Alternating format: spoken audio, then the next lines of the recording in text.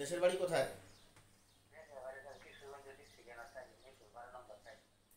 কি করেন ওখানে?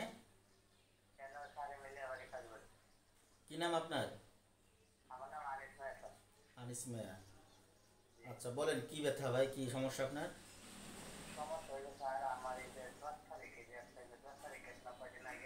জি। হুম। হুম। হুম।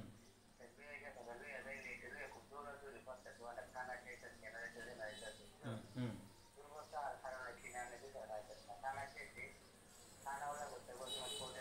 হুম।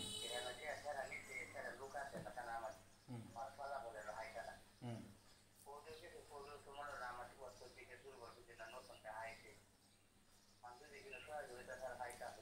আপনি আমাকে ফোন করেছিলেন, আপনি আমার সঙ্গে একবার কথা বলেছিলেন, আমি বলছিলাম যে আপনি মিরপুর 12 নম্বর সেনাবাহিনীর সহায়তা নেন। আপনি কি সেনাবাহিনীর কাছে গিয়েছিলেন?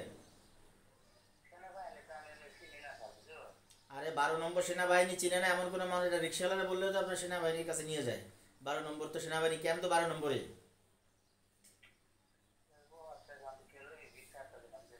হ্যাঁ।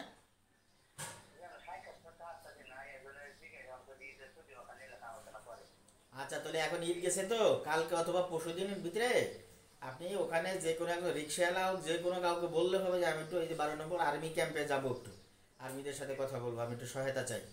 ঠিক আছে? আপনি ওনাকে যান, ওনার কাছে যেয়ে আপনি ইয়ে করেন, দেখা করেন, ওনারাই আপনার সহায়তা করবে। আর মিরপুর 12 নম্বরে শোনেন, এই দুনিয়াতে যতই অসহায় হোক না কেন, যা কিছু হোক না কেন, আইন সংস্থা পাইতে হলে আপনি অসহায় বললে তো আপনার কেউ সহযোগিতা করবে না। ঠিক আছে? কষ্ট করে হলে আপনার মেয়েকে উদ্ধার করতে হলে আপনার অবশ্যই পুলিশের সহায়তা লাগবে। আর পুলিশ কেন আপনাকে সহায়তা করবে না, কী কারণে করবে না, এটারও একটা দেখার ব্যাপার স্যাপার আছে।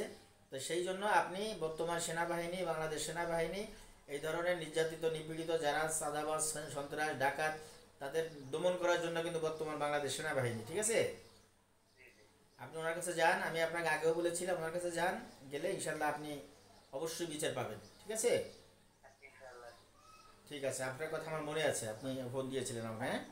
ওকে, ভালো থাকবেন। আসসালামু আলাইকুম রহমতুল্লাহি ওয়া বারাকাতুহু।